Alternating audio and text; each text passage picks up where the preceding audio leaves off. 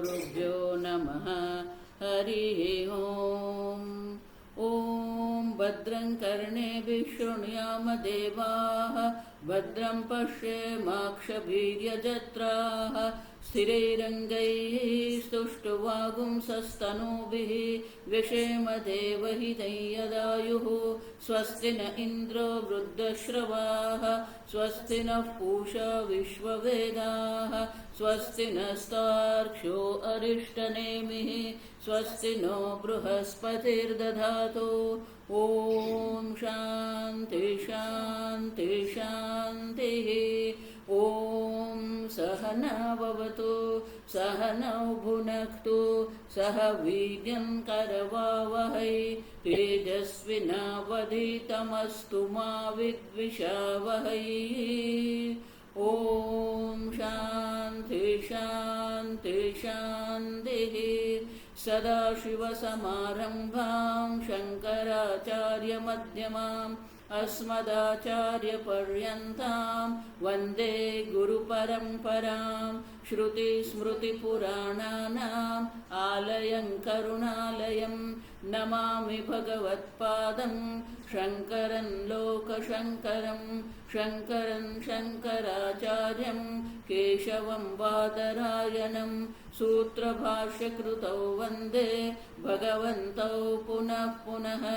ईश्वरो गुरुरात्मेति मूर्तिभेदविभागिने, व्योमवद्व्याप्तदेहाय दक्षिणामूर्तये नमः।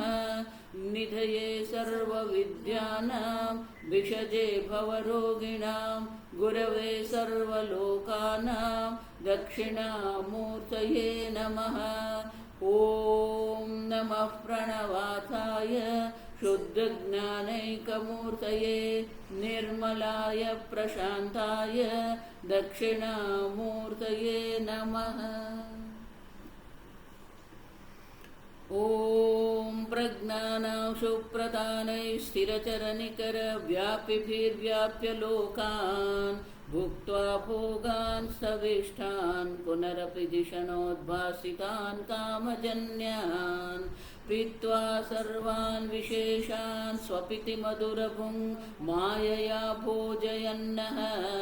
मायासङ्ख्यातुरीयं परममृतमजं ब्रह्म यत्तन्नतोऽस्मि। यो विश्वात्मा विदिजविषयान् प्राश्य भोगान् स्थविष्ठान्, पश्चाच्चान्यान् स्वमतिविभवान् ज्योतिषा स्वेन सूक्ष्मान्, सर्वानेतान् पुनरपि शनैः स्वात्मनि स्थापयित्वा, हित्वा सर्वान् विशेषान् विगतगुणगणः पात्वसौ नः स्तुरीयः।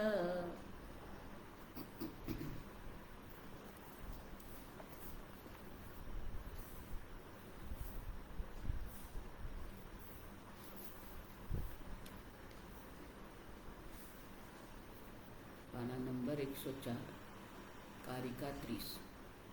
एतरेषो पृथग्भावैः, एतरेषो पृथग्भावैः पृथगेवेति लक्षितः, पृथगेवेति लक्षितः।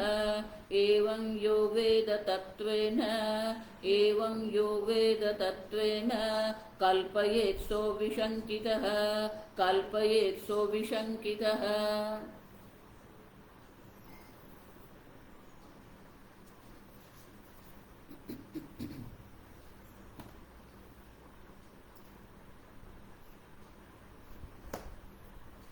एतैः एषः अपृथग्भावैः पृथक् एव लक्षितः।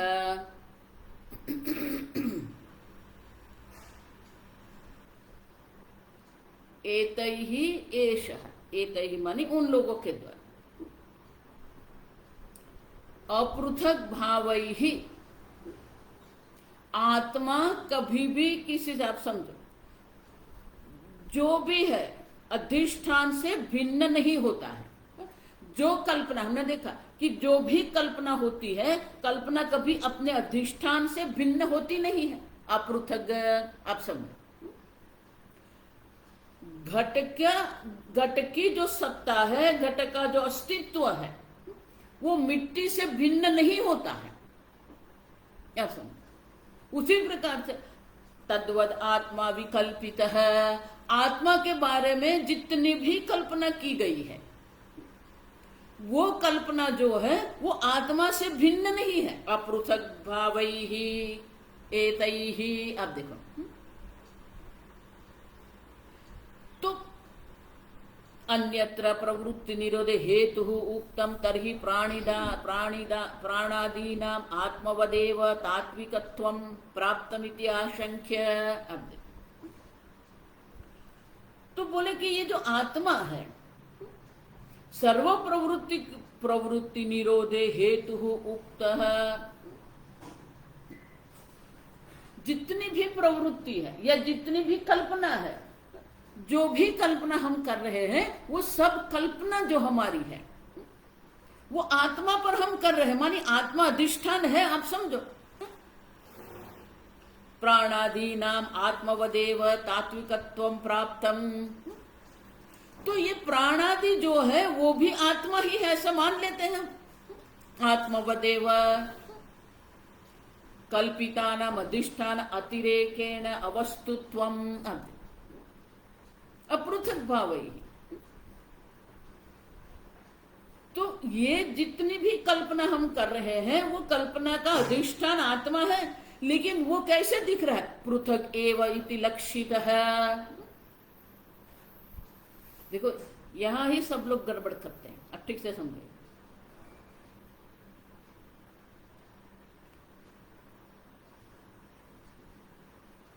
घड़ा और मिट्टी जब हम कहते हैं तो घड़ा और मिट्टी दो पदार्थ है क्या? दो वस्तु है क्या? नहीं। मिट्टी से भिन्न घड़े नाम की कोई वस्तु नहीं है, लेकिन मिट्टी घड़े से भिन्न है। उसे वाइस वर्सा कहते हैं अंग्रेजी में, उल्टा नहीं देखना है। घड़ा मिट्टी है लेकिन मिट्टी घड़ा नहीं है। आप समझो, घड़े का अस्तित्व मिट्टी से भिन्न नहीं है, लेकिन घड़े अपने अस्तित्व के लिए मिट्टी पर परतंत्र है, लेकिन मिट्टी स्वतंत्र है। मिट्टी को अपने अस्तित्व के लिए घट की आवश्यकता नहीं है। आप समझो, तो देह कहते हैं, प्राण कहते हैं, जितनी भी हम कल्पना करते हैं, आप समझो। तो अगर आप कहेंगे देह अनात्मा है और आत्मा अलग है, आप समझो, तो लोग क्या कहते हैं? आत्मा और अनात्मा। समझ गए? तो दो है क्या?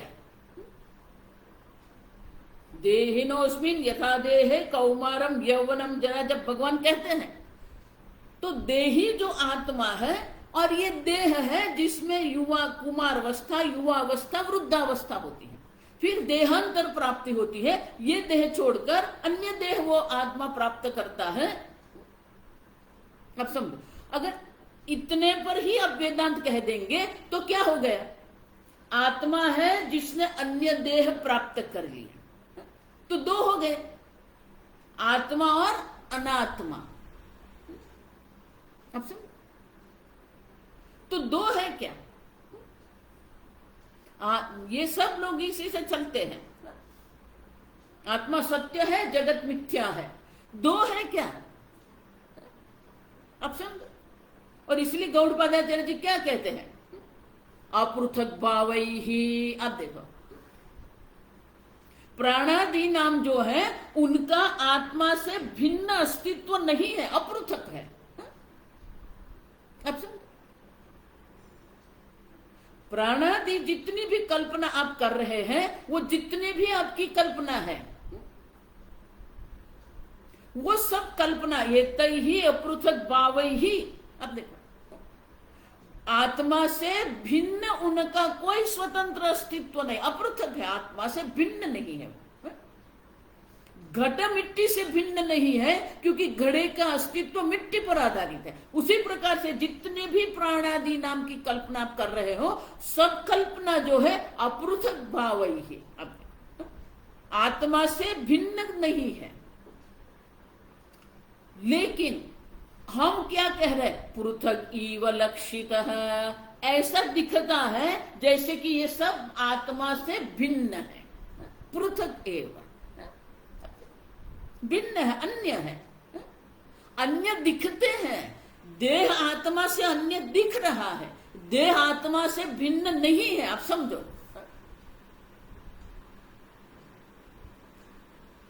देखो, इसीलिए संपूर्ण वेदांत जो है, तत्व विवेक प्रकार है वक्ष्यामः। अब देखो, तत्वबोध का आरंभ कहां से होता है, तत्व विवेक प्रकार है। संपूर्ण वेदांत जो है वो तत्व विवेक है। भगवत गीता में भगवान ने जो उपदेश किया है आरंभ में, उसी में भी ये 4 विवेक है, आप समझो। प्राणादि नाम की जो कल्पना जो है, देह है, मन है, बुद्धि है, कर्तृत्व है, भोक्तृत्व है, जो भी कुछ कल्पना की गई है,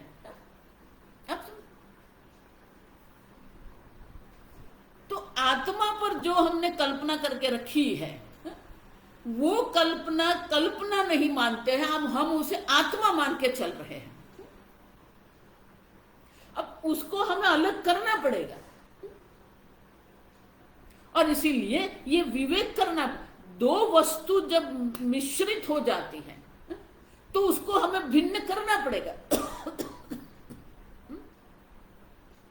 विवेक का अर्थ क्या होता है, विचित पृथक करणे। अब विवेक शब्द जो है वो विचि धातु से बना हुआ है, विचि पृथक करणे।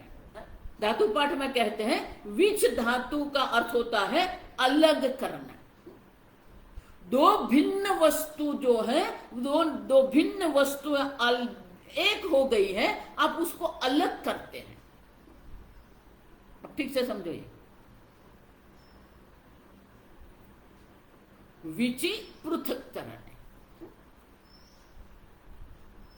अब आप जब कहेंगे पृथक्करण है तो वहां पर भी क्या हो गया, आपने द्वैत स्वीकार लिया, दो है और दोनों को अलग कर दिया। एक देह है, दूसरा आत्मा है, एक मन है, दूसरा आत्मा है, वो दोनों मिश्रित हो गए। अब विवेक कर दिया, दो अलग है, ये आत्मा है, ये अनात्मा है।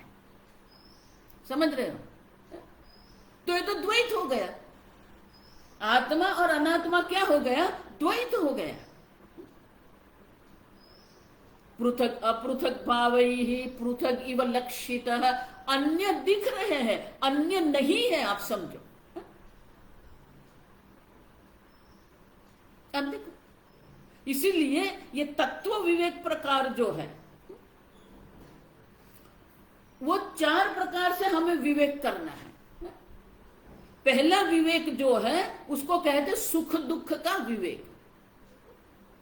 मात्रा स्पर्शास्तु कौन्तेय सुख शीतोष्ण सुख दुख दाह आगमाः अपैनाः अनित्याः तान् तितिक्षस्व। ये सुख दुख का विवेक है। फिर भगवान हमें नित्य अनित्य का विवेक करवाते हैं। देहिरोस्मिन् यथा देहे कौमारम यौवनम जरा।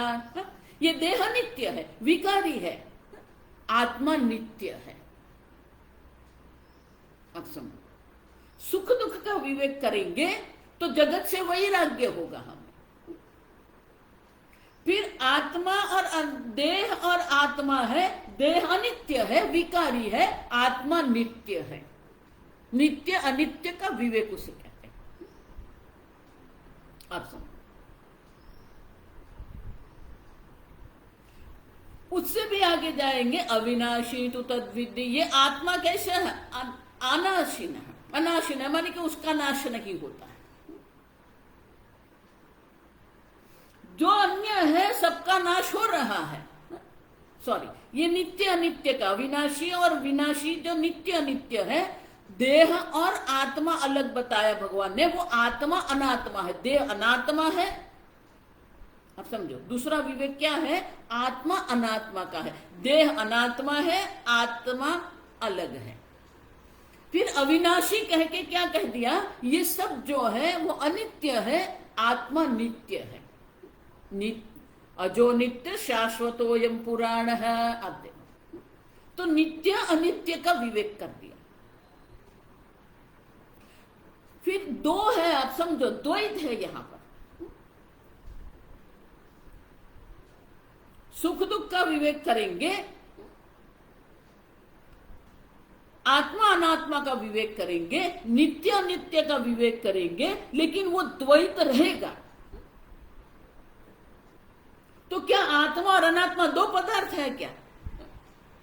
देखो आरंभ कहां से किया था हमने, मिट्टी और घड़े दो पदार्थ है क्या? उसी प्रकार से आत्मा और अनात्मा आप जिसको कहते हैं वो दो पदार्थ है क्या? अब समझो, अगर दो अलग है, आत्मावत प्राणादि नाम, आत्मा के समान अगर प्राणादि का भी अलग अस्तित्व है तो द्वैत सिद्ध हो जाएगा। और इसलिए गौड़पादाचार्य जी कहते हैं एतैहि एषः अपृथक भावैहि। आप समझो, जितनी भी कल्पना आप कर रहे हैं, अधिष्ठान अनन्यत्वम। अब देखो, कल्पितानाम अधिष्ठान अतिरेकेण अवस्तुत्वम। आनंदगिरी महाराज कहते हैं जितनी भी कल्पना है उनका जो अस्तित्व जो है वो अपने अधिष्ठान से भिन्न नहीं हो सकता है। आप समझो, और हमारी व्याख्या क्या है? अधिष्ठान अनन्यत्व माने क्या है? वो मिथ्या है। आप समझते? और इसीलिए ये चौथा जो विवेक है, सुख दुख का विवेक है, आत्मा अनात्मा का विवेक है, नित्य अनित्य का विवेक है, ये चौथा विवेक जो है वो अंतिम विवेक जो है, जो आपको ब्रह्म ज्ञान करवा सकता है। उसको सत्य और मिथ्या का विवेक कहते हैं। वो भगवान कहां कहते हैं? नासतो विद्यते भावः सतः अभावः न विद्यते। अब देखो, न असतः भावः विद्यते। समझ रहे? असत का कोई भाव अस्तित्व ही नहीं है, और जो सत परमात्मा है, जो सद आत्मा है, उनका अभाव कभी भी नहीं। अब देखो, आपको कभी भी आपके अभाव का अनुभव नहीं होता है, वो आप है। अब समझो, तो आत्मा से भिन्न जिसको हम अनित्य कहते हैं, जिसको हम कल्पना कहते हैं, जिसको हम अनात्मा कहते हैं, जिसको हम सुख दुख कहते हैं, वो सब क्या है? असतः भावः न विद्यते। अब समझो, उनका कोई अस्तित्व नहीं है। जिस प्रकार से जागृत अवस्था में आपने कितने भी अनुभव करके रखे हैं, आपको कितना भी अनुभव सुख दुख का भी हुआ है, लेकिन स्वप्न जगत नहीं है, वही तथ्य है। उसी प्रकार से जागृत अवस्था में आप जितने जागृत दृश्य का अनुभव कर रहे हैं, उनका आत्मा से भिन्न कोई अस्तित्व नहीं है। अब पृथक इव लक्षितः, फिर जो अविवेकी है उनके लिए क्या है? पृथक इव, अलग दिख रहे हैं। अब समझो, जो अविवेकी है उनके लिए सब पृथक दिख रहा है। देह और आत्मा वो दो मान रहे हैं, लेकिन देह आत्मा है, आत्मा देह नहीं है। देह का आत्मा से भिन्न कोई अस्तित्व नहीं है। और इसलिए गौड़पादाचार्य जी कहते हैं एतैहि एषः अपृथक भावैहि पृथक एव इति लक्षितः। आप समझ, पृथक दिख रहा है, पृथक नहीं है। आप समझो, फिर भी ये लोग उसको पृथक मान रहे हैं। एवं यो वेद तत्वेन, इस प्रकार से जो जानते हैं, तत्वेन माने कि जो तत्व के रूप, तत्व की दृष्टि, तत्वेन माने क्या है? तत्व की दृष्टि से जो जानते हैं, कल्पयेत् सः अविशंकितः। अब देखो, तो ये सब कल्पना कर रहे हैं। अब जो द्वैतवादी है उनके लिए जगत कल्पना नहीं है, उनके लिए जगत सत्य है। आप समझो, हम कह रहे हैं कि ये कल्पना है। वेदांती शास्त्र कह रहे हैं कि ये कल्पना है। आप समझो,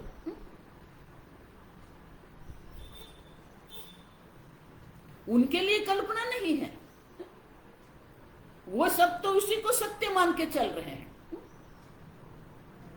सांख्यवादी हो, शैव हो, सब सब क्या कर रहे हैं? ये सबको सत्य मान के कर रहे हैं, उनके लिए कल्पना नहीं। हम उसको कल्पना कह रहे हैं। आप समझो ठीक से, ये हम उसे कल्पना कह रहे हैं, वो लोग कल्पना नहीं कह रहे हैं। उनके लिए तो जगत सत्य है। हम कहते हैं कि तद्वद आत्मा कल्पित है, आत्मा की इस प्रकार से कल्पना की गई है, वो शब्द हमारा है। उनके लिए तो सब सत्य है, प्राण भी सत्य है, मन भी सत्य है, जगत भी सत्य है, भोग भी सत्य है। इसलिए महर्षि कहते थे, अब कितना भी विवेक करते रहो, लेकिन ये जगत में जो सुख बुद्धि हम लेके जो बैठे हैं ना, महर्षि ऐसे कहते थे, भले वो अनित्य है, लेकिन महाराज जी वो खाने में आनंद तो आता है। अब देखो, तो ये जगत में जो सुख बुद्धि हमारी है, जब तक हम जगत का अस्तित्व को स्वीकार करेंगे तब तक वो सुख बुद्धि नहीं जाएगी। अब समझो, जगत में जो सुख बुद्धि, जो सुख दुख की जो बुद्धि है, वो सुख दुख की बुद्धि क्यों नहीं जाती है? वो भोग बुद्धि क्यों नहीं निकलती है? इतना हम वेदांत श्रवण करते हैं, इतना हम सोचते हैं। इसीलिए भगवान गीता में क्या कहते हैं?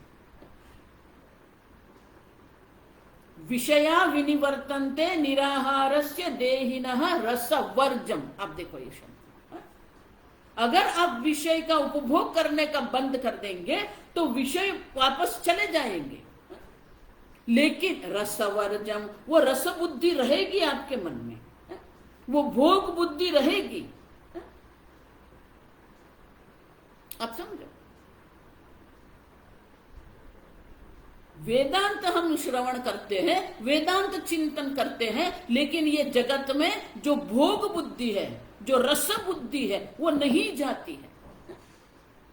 रसवर्जम विषया विनिवर्तन्ते निराहारस्य देहिनः। जिसने विषय का आहार करने का, उपभोग करने का बंद कर दिया है, उनके लिए विषय पुनः चले जाएंगे, लेकिन उसमें जो रस बुद्धि है वो नहीं जाती है।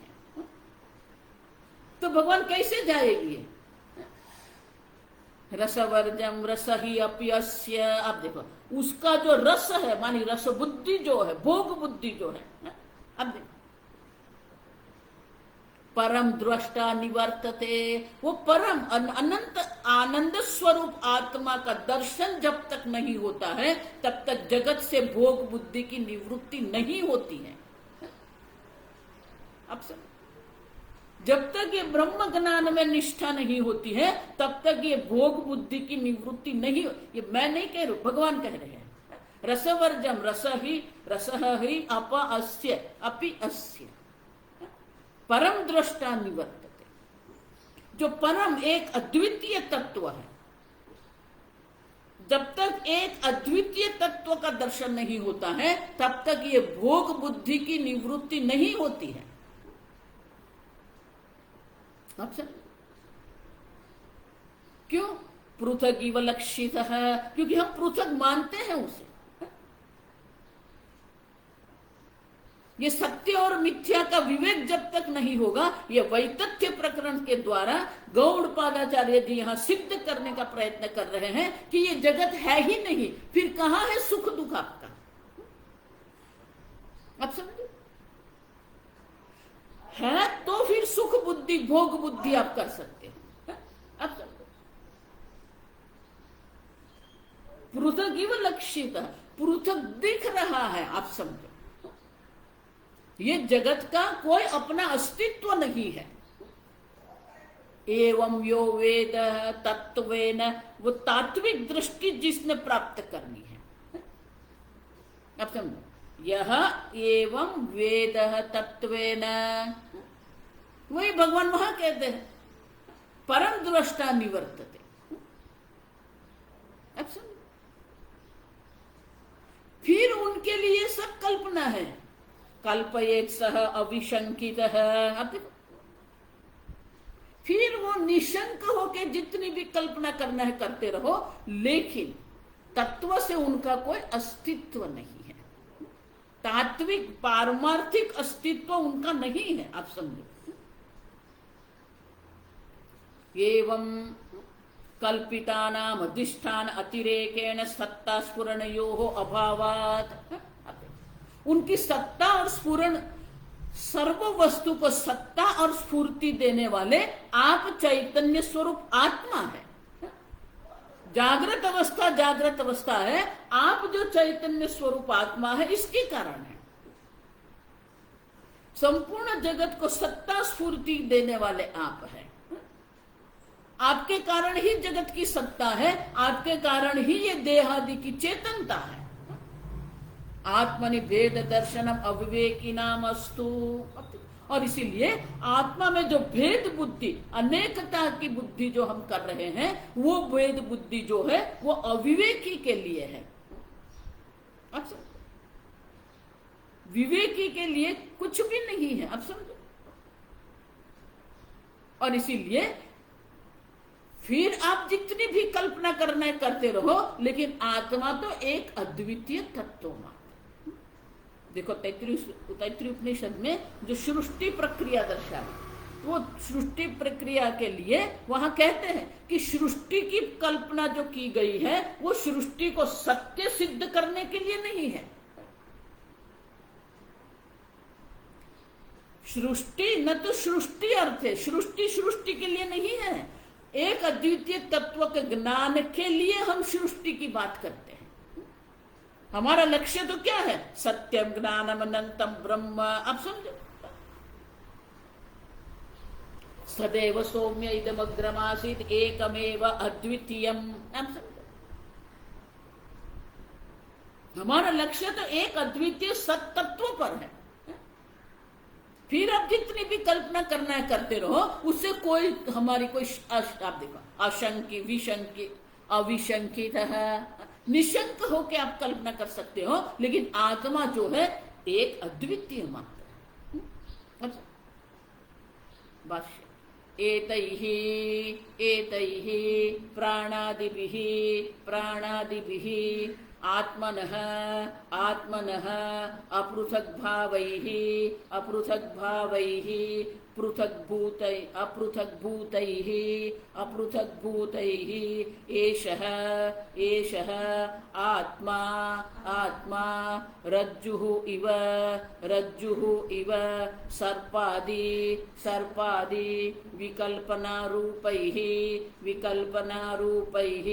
पृथग् एव इति लक्षितः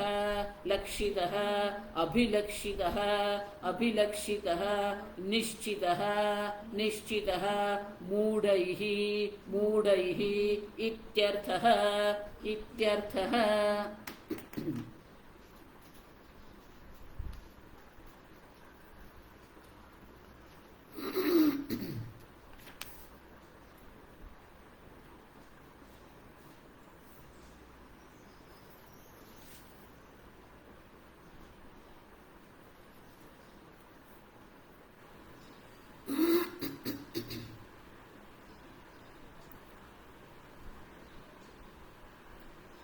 उनतीसवीं कारिका का चौथा पाद, तद्ग्रह समुपैति तम, उनका भाष्य बाकी है।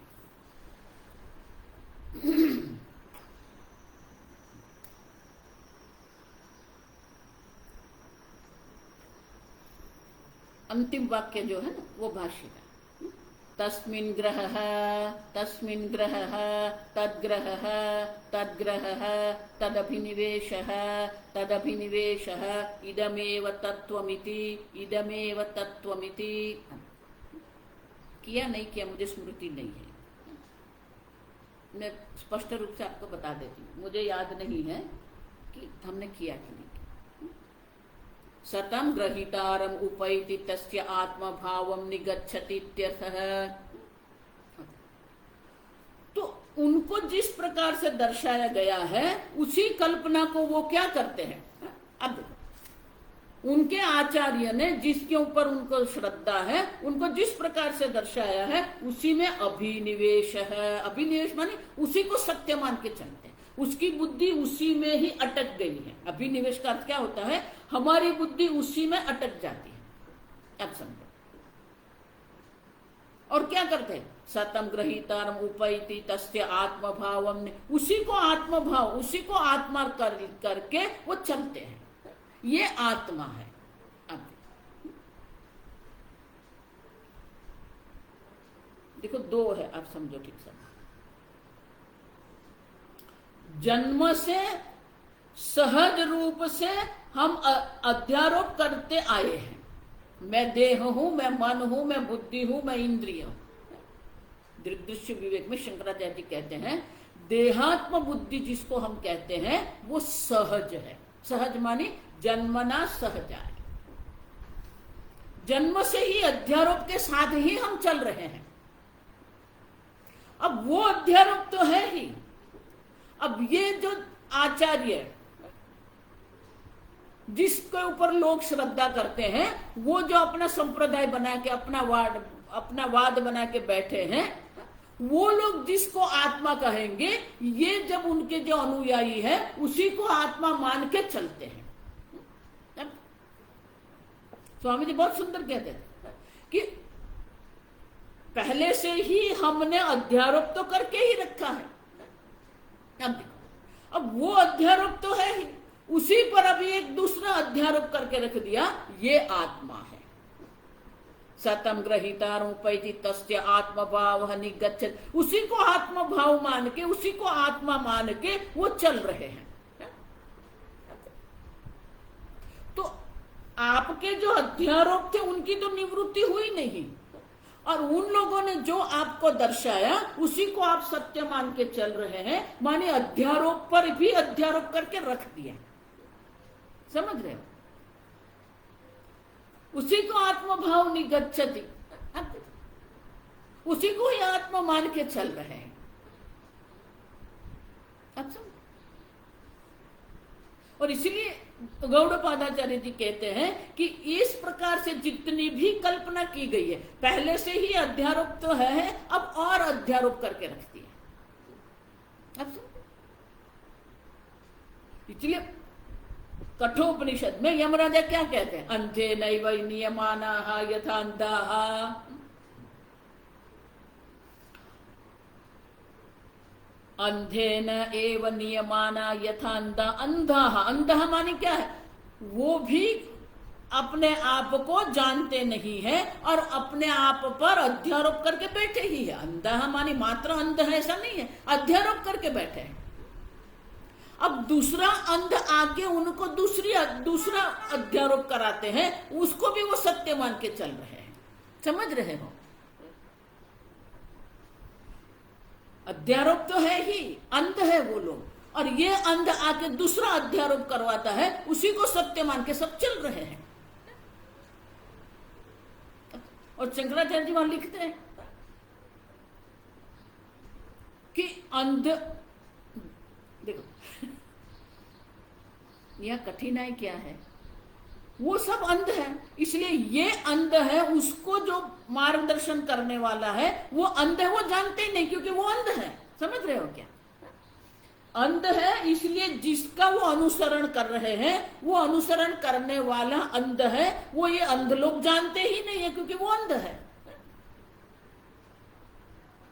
और वो जो जितने कल्पना करवा रहे हैं, वो कल्पना को सत्य मान के चल रहे हैं वो लोग। अब देखो, और उनको तो पता ही नहीं है कि वो ज्ञानी है कि अज्ञानी है, क्योंकि वो स्वयं अज्ञानी है, वो स्वयं अध्यारोप करके बैठे हैं, स्वयं अध्यारोप करके बैठे हैं, और ये अंध उसको दूसरा अध्यारोप करवाता है और उसी को आत्मा मान के चल रहे हैं। एक संप्रदाय है, दो संप्रदाय ऐसे हैं, दोनों संप्रदाय में उनको उपदेश ऐसे किया जाता है अब मैं ये मजाक नहीं कर रही हूं, उस संप्रदाय वाले को जाके आप मिलेंगे तब आपको पता चलेगा। उनमें से 2 लोग मेरे प्रवचन में आते थे। फिर ये उस वक्त मेरे ख्याल से मुंडक उपनिषद या केनो उपनिषद चल रहा, तो वो दोनों मेरे पास आए, बोले कि हम तो ये महात्मा का अनुसरण करते हैं, हम उनके शिष्य हैं, उन्होंने हमें आत्मज्ञान दे दिया है। ये आत्मज्ञान दे दिया है क्या है? आत्मा क्या रोटी है कि आपको दे दी रोटी? अब समझ रहे? वो तो अंध ही है, उनके अंध गुरु ने उसको इस प्रकार से समझा दिया, मैंने आपको आत्मज्ञान दे दिया, अब आप चिंतन करो। ये क्या है? अब नहीं, हम इतनी बड़ी बात वो लोग करते हैं और इतने प्रकार से वो दर्शाते हैं कि ये सब अंध लोग जो है वो उसी का अनुसरण करते हैं। अधिगच्छति। फिर मैंने कहा ठीक है, आपके गुरुजी ने जो कहा वो कहा है, आपको अगर ये श्रवण करना है आप आते रहो, श्रवण करते रहो। फिर 5 दिन के बाद मुझे कहते हैं कि आप जिस प्रकार से आत्मा की बात कर रहे हैं, ये उपनिषद में जो दर्शन, ऐसा तो कुछ गुरुजी ने हमें बताया नहीं है, तो आत्मा का कैसा ज्ञान है? मैंने बोला मैं क्यों, मुझे क्यों पूछ रहे? आप आपके गुरु के पास जाके पूछिए कि ये आत्मज्ञान क्या है। आप समझे? अंधे में वो तो जानते नहीं है। देखो, इसीलिए मैं कहती हूं, आप स्वयं गुरु को अगर निश्चित करेंगे तो आप आपकी बुद्धि से गुरु को निश्चित करेंगे। आप कैसे निश्चित करेंगे कि ये गुरु है कि नहीं, ये ज्ञानी है कि नहीं? स्वामी जी बहुत सुंदर कहते थे कि अगर दूसरा ज्ञानी है कि नहीं आप जानते हो तो आप भी ज्ञानी है, तो आपको ज्ञानी की आवश्यकता नहीं है। और आप अज्ञानी हैं और दूसरा ज्ञानी है कि नहीं आप नहीं जानते हैं, नहीं जान सकते हैं, तो भी समस्या है। तो आप गुरु कैसे निश्चित करेंगे? किसको आप गुरु बनाएंगे? आप समझो?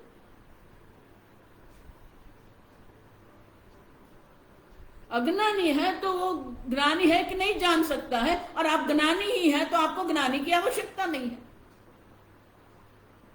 आप जाएंगे कहां?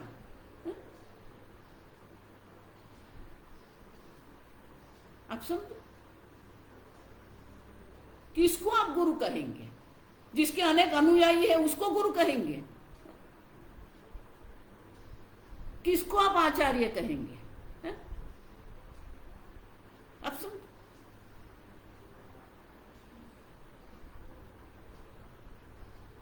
समझ रहे हो मैं क्या कहती हूं? इसीलिए शास्त्र हमारे लिए महत्व का है। प्रमाण गुरु नहीं है, प्रमाण शास्त्र है। तस्मात् शास्त्रम ते प्रमाण। और शास्त्र स्वयं हमें कहते हैं, जगत से वैराग्य अगर हो गया है सगुरु मेवाभिगच्छेत्, वो गुरु के पास जाए। लेकिन शास्त्र गुरु के लक्षण दर्शाते हैं, 2 विशेषण वह, श्रोत्रियम ब्रह्मनिष्ठ। श्रोत्रियम शास्त्रम अधीते इति श्रोत्रिय।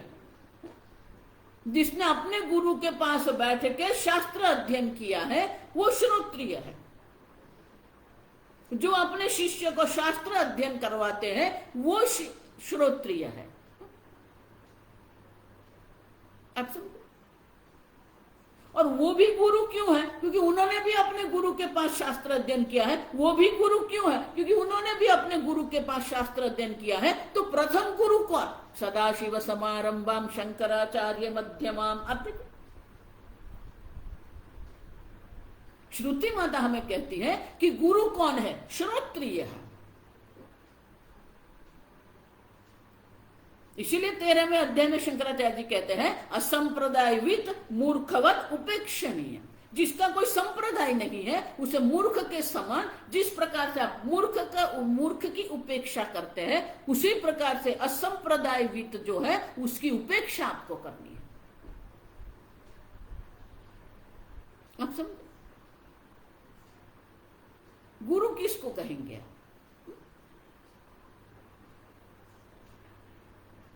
श्रोत्रियम ब्रह्मनिष्ठम। अब ब्रह्मनिष्ठ है कि नहीं वो तो हम नहीं जान सकते, क्यों? हम स्वयं अज्ञानी है। हम कैसे जानेंगे कि वो ब्रह्मनिष्ठ है कि नहीं? लेकिन वो श्रोत्रिय है कि नहीं वो हम जान सकते हैं।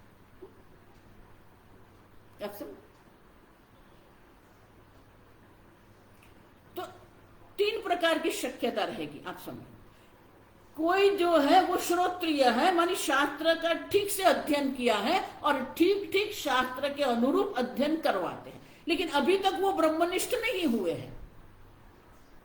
मानी श्रोत्रिय है लेकिन अभी तक ब्रह्मनिष्ठ नहीं। दूसरे हैं जो श्रोत्रिय भी है और ब्रह्मनिष्ठ भी है। तीसरे हैं जो श्रोत्रिय नहीं है, ब्रह्मनिष्ठ है। अब तीनों में से हमारे काम का क्या है? आप देखिए, वो ब्रह्मनिष्ठ है कि नहीं वो तो हम जान ही नहीं सकते हैं, और वो श्रोत्रिय नहीं है वो तो हम जान सकते हैं, मानी वो शास्त्र का अध्ययन नहीं करवाते हैं, वो शास्त्र अध्ययन नहीं कर रहे हैं, मानी वो श्रोत्रिय नहीं है। स्वामी जी इसलिए कहते थे कि 2 लक्षण भगवान दर्शा रहे हैं। भगवान वही गीता में कहते हैं, तद्विद्धि प्रणिपातेन परिप्रश्नेन सेवया उपदेक्ष्यन्ति ते ज्ञानम ज्ञानिनः तत्त्वदर्शी। ज्ञानिनः माने श्रोत्रिय। वो जो उपदेश करता जो है वो क्या है? ज्ञानिनः वो श्रोत्रिय है, तत्त्वदर्शिनः वो तत्वदर्शी है, ब्रह्मनिष्ठ है।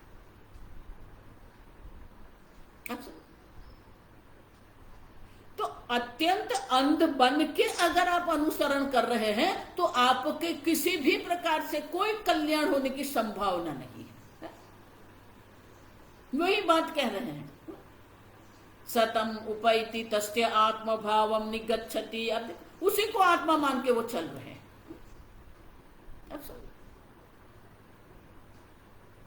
और इसीलिए अगले कारिका में कहते हैं, एतैहि प्राणादिभिः आत्मनः अपृथक भावैहि पृथक भूतैहि एषः आत्मा। अब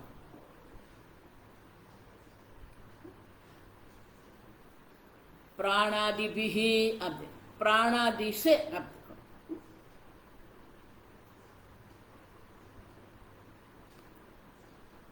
प्राणादि जो है वो आत्मा से भिन्न नहीं है, लेकिन आत्मा ये सबसे भिन्न है। आप समझो, लेकिन एषः आत्मा रज्जु इव, जिस प्रकार से रज्जु है उसी प्रकार से ये आत्मा है। सर्पादि विकल्प रूपैहि पृथक एव लक्षितः।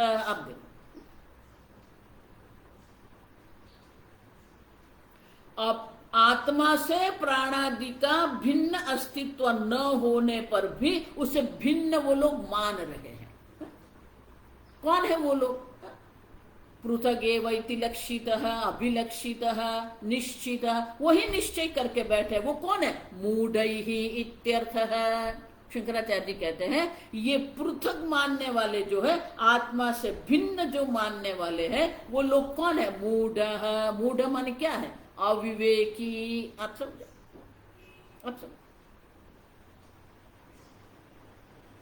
वो अनेक प्रकार से कह रहे हैं, आत्मा से भिन्न न होने पर भी वो उनको भिन्न मान रहे हैं। आप समझ रहे हो? अभी आत्मा अनात्मा का विवेक कर रहे हैं, आत्मा और अनात्मा 2 मान रहे हैं, अलग मान रहे हैं।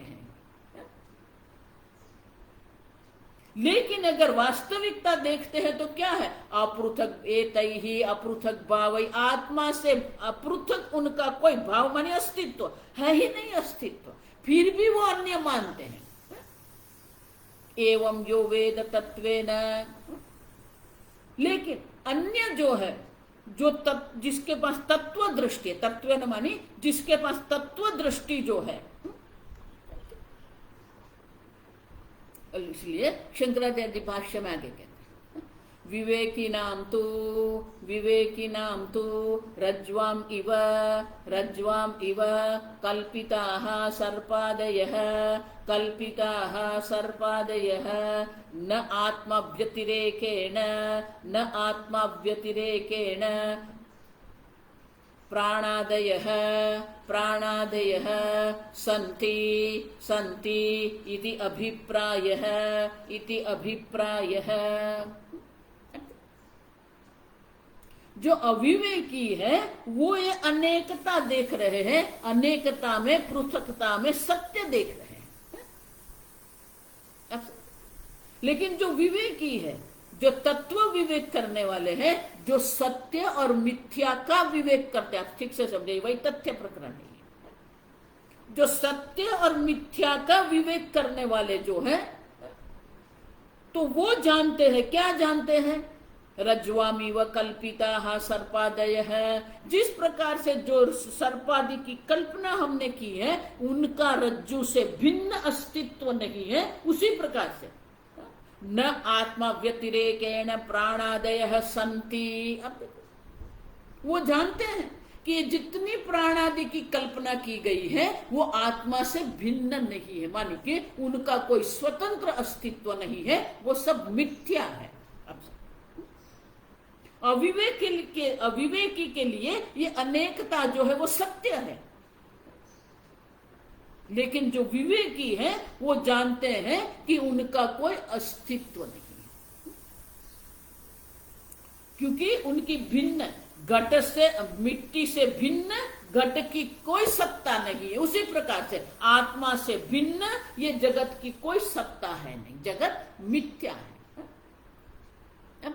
जिसके अपनी कोई स्वतंत्र सत्ता नहीं होती है उसी को हम मिथ्या कहते हैं। अच्छा, और इसलिए यह शंकराचार्य जी कहते हैं आत्मा से व्यतिरिक्त, आत्मा से भिन्न प्राणादि का कोई अस्तित्व नहीं है, माने कि प्राणादि भी जो है वो सब क्या है, कल्पित है, मिथ्या है। अच्छा, ये मिथ्या की व्याख्या आपको याद रखनी पड़ेगी। अधिष्ठान अनन्यत्वम, अपने अधिष्ठान से भिन्न उनका कोई अस्तित्व नहीं।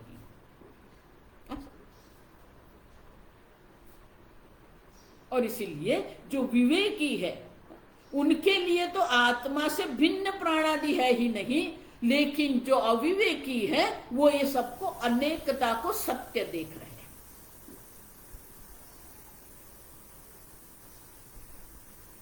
प्राणादीनाम आत्मातिरेकेण असत्वे प्रमाणम आह। तो बोले ये तो आप अपने तर्क से कह रहे हो ना, ये आप तर्क दर्शाते हो, तर्क के द्वारा आप दर्शाते हो, उनका कोई प्रमाण है क्या? एवं यो वेद तत्वेन,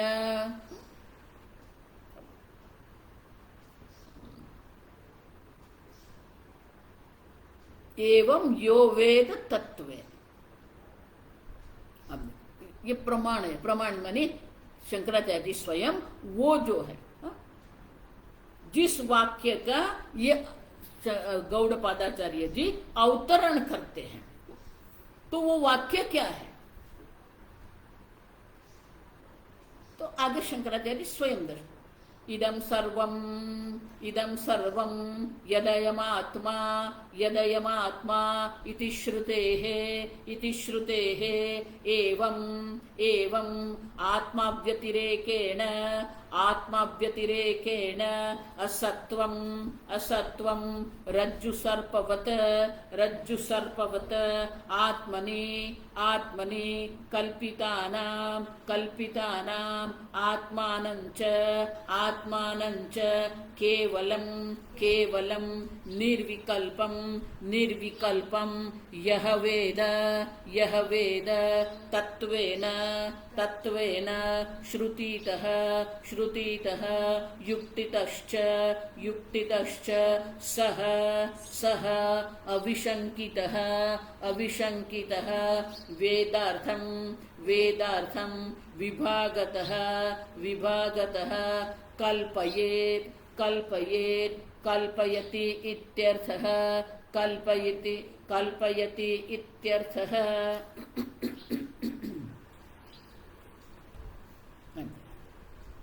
आत्मा से व्यतिरिक्त कुछ भी नहीं है, उनके लिए ये श्रुति वाक्य है। इदम सर्वम यत् अयम आत्मा, ये जो कुछ है सब आत्मा मात्र है। इदम सर्वम यत्, यहां जो यत् मान ये जो कुछ भी है आत्मा, वो आत्मा है। अयम आत्मा, ये अपरोक्ष, अयम माने अपरोक्ष आत्मा है। इसीलिए ये एवं यह वेद तत्वेन, तत्व दृष्टि से जो जानते हैं, क्या जानते हैं? इदम सर्वम यत् अयम आत्मा, इस प्रकार से जो जानते हैं। आत्मा से भिन्न कुछ भी नहीं है, आप समझो। अयम आत्मा ब्रह्म एवं आत्म व्यतिरेकेण असत्वम रज्जु सर्पवद आत्मनि कल्पितानाम आत्मानं च केवलम निर्विकल्पम। तो बोले आप कल्पित कल्पित क्यों करते रहते हो? ठीक है ये जगत मिथ्या है, ठीक है, लेकिन कल्पित क्यों कहते हो आप ठीक से समझो। ये रज्जु है, उन्होंने सर्प बुद्धि कर दी, वो सर्प कल्पित है, मान लिया, आपका दृष्टांत ठीक है। लेकिन आत्मा जो है, रज्जु और सर्प का आप जो दृष्टांत देते हैं, रज्जु सर्प में तो वहां क्या है? रूप सादृश्य है, वर्तुलाकार करके रज्जु रखा है, तो उसमें हम सर्प बुद्धि कर सकते हैं।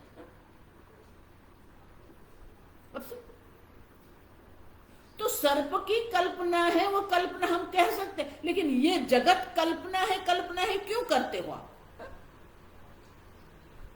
आत्मा से भिन्न उनका अस्तित्व नहीं है, ठीक है। जो बहुत ये जो द्वैतवादी है, उनको ये माया है, ये कल्पना है, ये सब शब्दों से उनको एलर्जी होती है। अब तो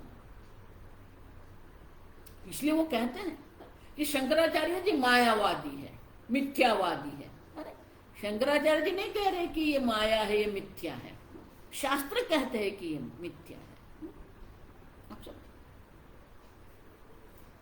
हम क्यों कल्पित कहते हैं? क्योंकि आत्मानं च केवलम निर्विकल्पम। देखो आत्मा क्या है? निर्विकल्प है, किसी भी विकल्पना आत्मा में संभव ही नहीं है। अब समझो,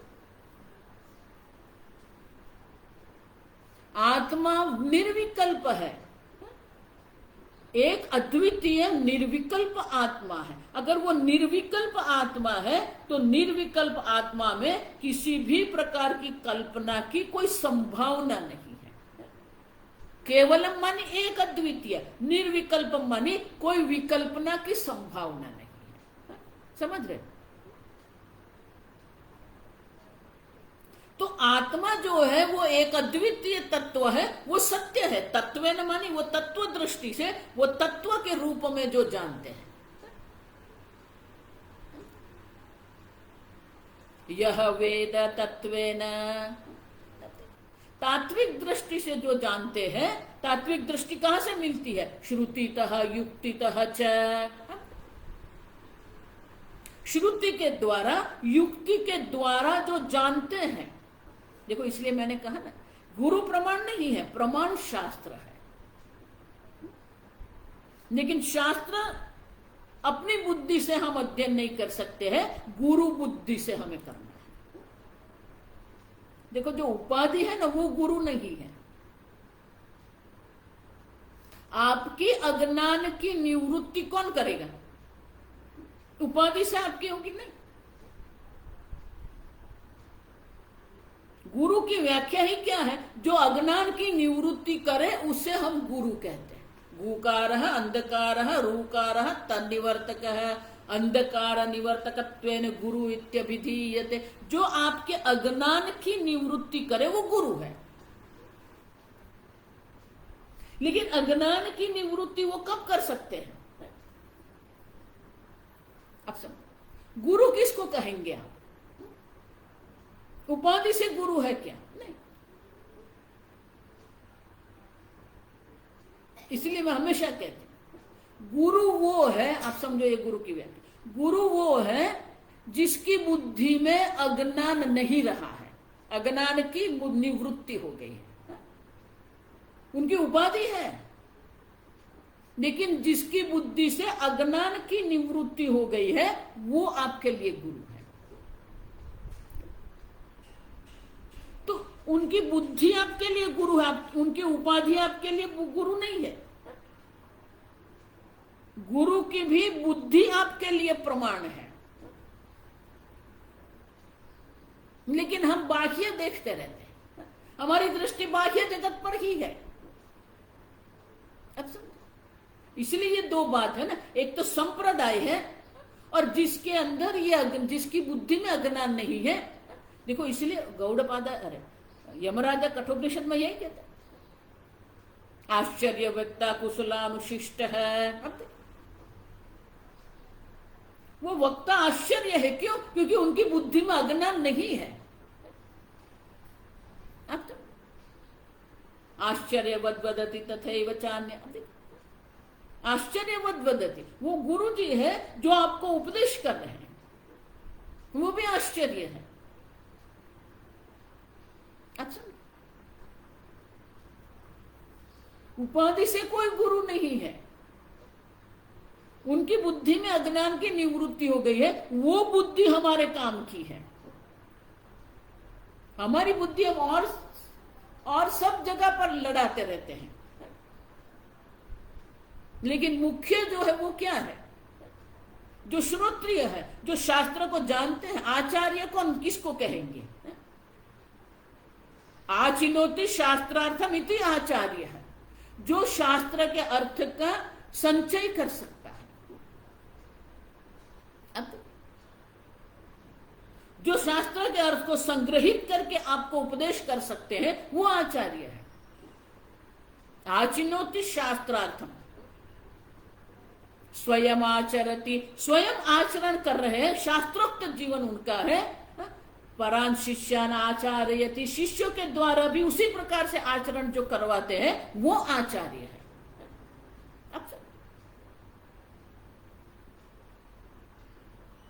और इसीलिए यहां कहते हैं यह वेद तत्वेन, जिसके पास ये तत्व दृष्टि है, लेकिन वो तत्व दृष्टि स्वतंत्र रूप से है नहीं, कोई स्वयंभू गुरु नहीं है जगत में।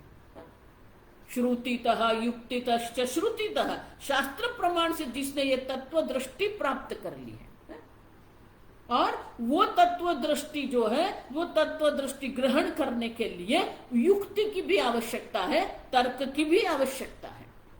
मानी आपकी बुद्धि अगर सूक्ष्म है, तीक्ष्ण है, तो आप वो समझ सकते हैं। दृश्यते तु अग्र बुद्धिया सूक्ष्मया सूक्ष्म दृष्टि भी, जिसके पास ये सूक्ष्म बुद्धि है, अग्र बुद्धि है, माने तीक्ष्ण बुद्धि जिसकी है, अंग्रेजी में शार्प कहते हैं। शार्प मानी एक बार कह दिया समझ लिया, जिसको बार बार कहना पड़े ये मूर्खता है। जिसकी बुद्धि सूक्ष्म है, जिसकी बुद्धि में एकाग्रता है, जिसकी बुद्धि में तीक्ष्णता है, यमराजा कहते हैं वही आत्म तत्व को समझेंगे। और इसीलिए युक्तितः, युक्ति मानी यहां बुद्धि की आवश्यकता है, और वो बुद्धि कैसी होनी चाहिए? सूक्ष्म बुद्धि है, तीक्ष्ण बुद्धि है।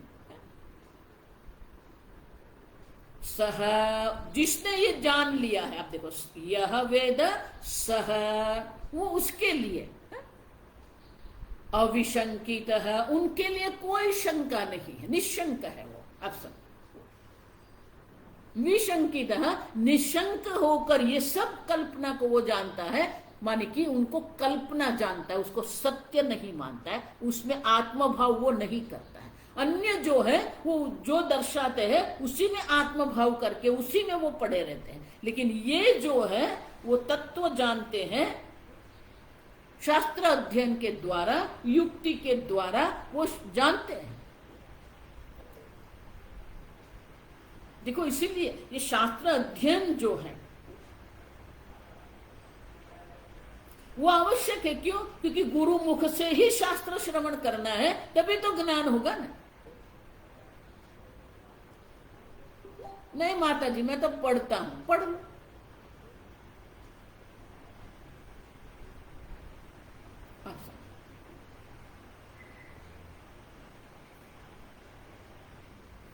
गुरु ही हमें उपदेश कर सकते हैं और तब ये अज्ञान की निवृत्ति होती है। और इसीलिए युक्तितः, देखो ये ब्रह्म ज्ञान जो है वो ब्रह्म ज्ञान की जो प्रक्रिया जो है वो प्रक्रिया दर्शाने के लिए ये ब्रह्म ज्ञान के 4 विभाग करते। कल्पना आप समझ, हमारी समझ के लिए ब्रह्म ज्ञान का कोई 4 विभाग नहीं है। तो ब्रह्म ज्ञान को माने कि ब्रह्म ज्ञान की जो प्रक्रिया है उनके 4 पाद हमें दर्शाते हैं। पाद माने चतुर्थ, 4।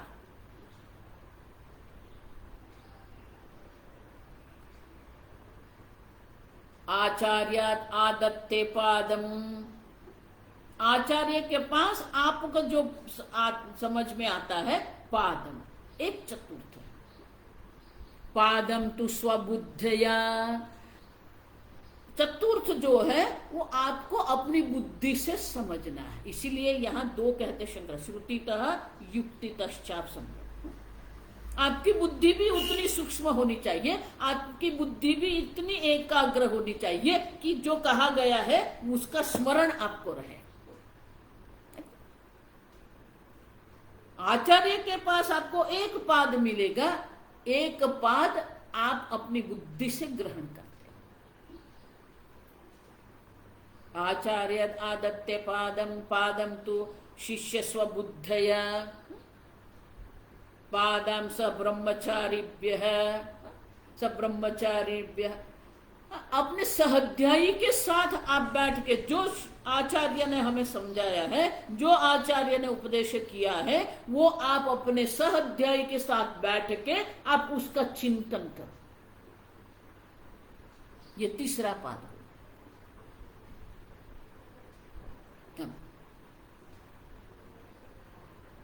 पादम तु कालेन, ये चौथा जो है ना, कालेन आदत्ते, ये तृतीय। कालेन जो है वो तृतीय विभक्ति है। अगर निश्चित काल है तो उसके लिए पाणिनि मुनि कहते हैं कि अगर निश्चित काल है तो आप द्वितीय विभक्ति का प्रयोग करो। मासम अधीते, वो वेद का अध्ययन कर रहा है, मासम अधीते, 1 महीने में वो पूरा कर देगा। निश्चित काल है, मासम अधीते। लेकिन अनिश्चित काल है तो उसके लिए तृतीय विभक्ति, काले नात्मनि विंदति, भगवान भी वही कहते हैं। तो चतुर्थ पाद क्या कहते हैं? कालेन, कालेन माने क्या है? आपका अंतःकरण का निर्माण कितना हुआ है, आपको गुरु पर कितनी श्रद्धा है, आप कितनी निष्ठा से शास्त्र अध्ययन कर रहे हैं, आपके व्यक्तित्व का निर्माण करने में आप कितना प्रयत्न कर रहे हैं, ये सब पर उनका आधार होता है। अगर आप सोचते हो कि आप में कोई परिवर्तन की आवश्यकता नहीं है तो गुरु कुछ नहीं कर सकते। आप श्रवण करते रहो।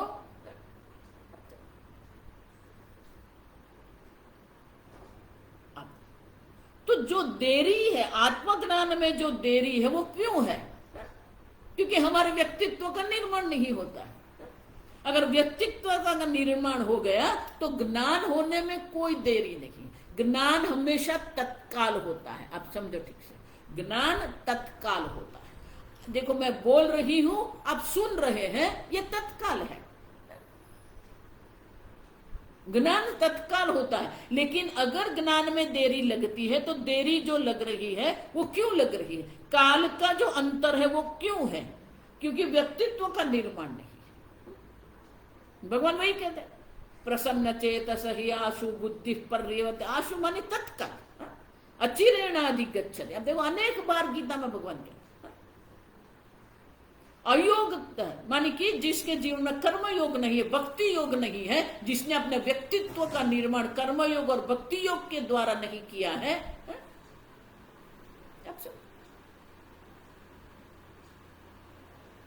संन्यासस्तु महाबाहो दुखम आप्तुम अयोगतः, भले वो सन्यासी बन गए हैं, लेकिन अगर कर्म योग भक्ति योग के द्वारा व्यक्तित्व का निर्माण नहीं किया है तो वही सन्यास उसके लिए दुख का कारण बनता है।